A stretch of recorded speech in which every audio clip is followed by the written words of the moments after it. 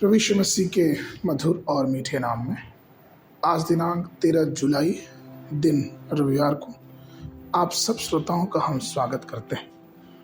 आज के दिन के लिए जो वचन वो लिया गया है भजन संहिता 147 उसका पहला पद, यह की स्तुति करो क्योंकि अपने परमेश्वर का भजन गाना अच्छा है, क्योंकि वो मन भावना है, उसकी स्तुति करनी मन भावनी है। प्रियो, आज का विषय है स्तुति करना उचित है। भजनकार हमें बताते हैं कि प्रभु को क्या भाता है। वो ये कहते हैं कि परमेश्वर को स्तुति करना भाता है। यह न केवल परमेश्वर की दृष्टि में उचित है, लेकिन यह हमारे लिए भी आनंद की बात है और हमें यह समझना है कि वो प्रभु जो सर्वशक्तिमान है, हम उसकी स्तुति करें। परमेश्वर ने हमें एक सर्वोच्च उद्देश्य से बनाया है और विशेष करके हमारे शरीर में जीव दी है जिससे हम उसकी स्तुति करें। जैसे परमेश्वर ने सूर्य को प्रकाश देने के लिए, तारों को, ऋतुओं को बनाया, वृक्षों को फल देने के लिए बनाया, उसी प्रकार से एक मनुष्य के जीवन में परमेश्वर ने उसकी जीव को उसकी स्तुति करने के लिए बनाया।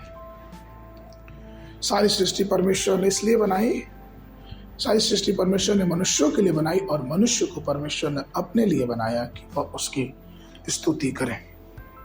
लेकिन अक्सर ऐसा नहीं होता है। हम अपने जीभ से हर प्रकार की बुरी बातें, गपशप, लड़ाई झगड़ों की बातें, गाली गलौज करते हैं। इफिसियों की पत्री उसके 5 अध्याय के 4 पद में पौलुस कहते हैं, और ना निर्लजता, ना मूर्ता की बातचीत की, न ठट्ठे की, क्योंकि ये बातें सोती नहीं वरन धन्यवाद ही सुना जाएगा।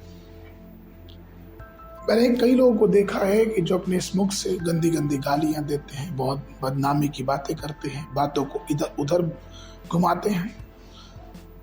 लेकिन अगर हम सोचें तो क्या ये सही है? क्या परमेश्वर ने हमें इसलिए बनाया है? यशायाह भविष्यवक्ता 6वें अध्याय के 5 पद में जब उसने परमेश्वर का दर्शन पाया तो यशायाह ने कहा कि तब मैंने कहा, हाय हाय, मैं नाश हुआ, क्योंकि मैं अशुद्ध होठ वाला मनुष्य हूँ और अशुद्ध होठ वाले मनुष्यों के बीच में रहता हूँ, क्योंकि मैंने सेनाओं के यहोवा महाराजा धीराज को अपनी आंखों से देखा है।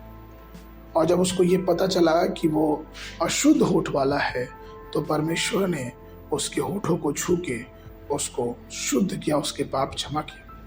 हाँ प्रियो, स्तुति आराधना हमारे जीवनों में आनंद को लेके आती है। हम उसके नाम को धन्य कहें, उसके नाम की स्तुति करें, क्योंकि वो धन्य है। यरीहों की दीवारों को देख के बड़बड़ाए नहीं, लेकिन सिर्फ और सिर्फ उसकी स्तुति करें, क्योंकि विश्वास से की गई स्तुति और आराधना यरीहों जैसी दीवार को भी ढा देती है। परमेश्वर के प्रिय लोगों, प्रभु की स्तुति करना प्रसन्नता को लाता है, इसलिए आइए हम परमेश्वर की स्तुति करें, उसके नाम को धन्य कहते रहें। आगे के मनन के लिए भजन संहिता उसका 34 उसका पहला, मैं हर समय यहोवा को धन्य कहा करूंगा, उसकी स्तुति निरंतर मेरे मुख से होती रहेगी। बाइबल अध्ययन के लिए सुबह के समय भजन संहिता उसका 7, 8 और 9 पद, शाम के समय प्रेरितों के काम उसका 18 अध्याय। परमेश्वर आप सबको आशीष देवे। सबको